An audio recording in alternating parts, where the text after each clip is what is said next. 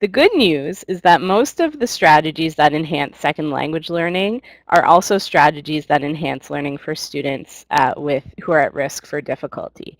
And these are the key principles that you're going to want to follow when it comes to enhancing second language learning are all things that I'm sure as ESL teachers you're quite familiar with. So the idea that we want to teach languages in a complementary manner and not in opposition to one another, and that we want to set up situations where students can facilitate linguistic transfer. So we want to draw attention to features of language that are similar across the languages that students know and also differences. And I'll talk about a few specific examples.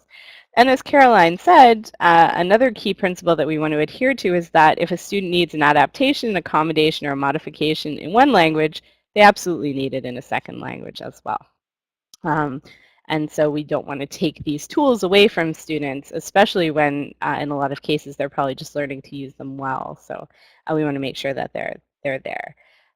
So some best practice strategies, as I said, none of this is going to be new, but research really tells us that modeling the use of language, modeling specific language structures is a best practice that enhances second language learning that also supports students who are at risk. We want to make sure that if we want students to use a strategy, that we explicitly instruct them in the use of that strategy and model it.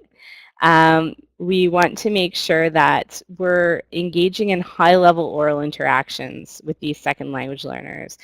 So engaging with really interesting questions and high-level conversations, even if students may lack the vocabulary in some situations to express their ideas, that we can give them sentence starters or scripts that are going to allow them to begin to engage with those topics.